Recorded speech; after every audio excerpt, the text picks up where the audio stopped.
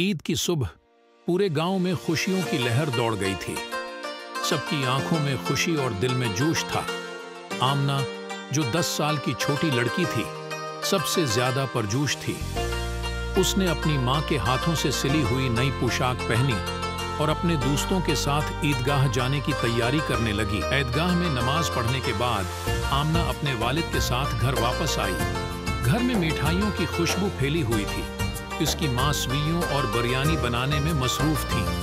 खानदान और दोस्तों के साथ मिलकर लजीज खाना खाने के बाद आमना अपने दोस्तों के साथ गली में खेलने लगी और पूरा दिन मजे में गुजारा। दूसरे दिन आमना के घर पर बड़ी दावत का एहतमाम किया गया। गांव के सारे लोग उनके घर मौजूद थे।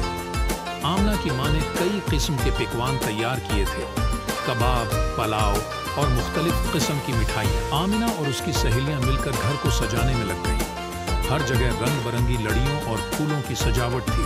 जब मेहमान आने लगे तो आमना ने सबका इस्तकबाल किया और उनके साथ खुशियाँ बांटे। पूरा दिन हंसी मजाक और कहानियों के साथ गुजरा। रात को सबने मिलकर मौसीकी का लुत्फ उठाया और आमना ने अपनी नई पोशाक में डांस भी किया। तीसरे दिन गांव के बच्चों के लिए एक मेले का एहतमाम किया गया था।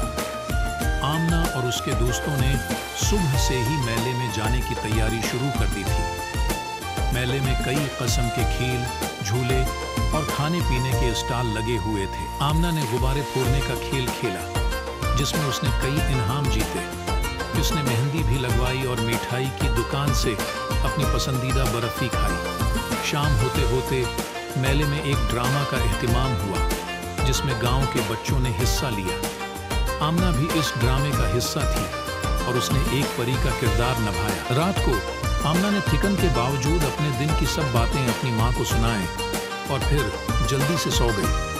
तीनों दिन की खुशियाँ उसकी आंखों में चमक रही थीं और उसके दिल में ईद की मिठास बस गई थी। इस तरह आमिना और उसके खानदान ने ईद के 3 दिन खुशियों, मज़े और मिठाइयों में गुजारे।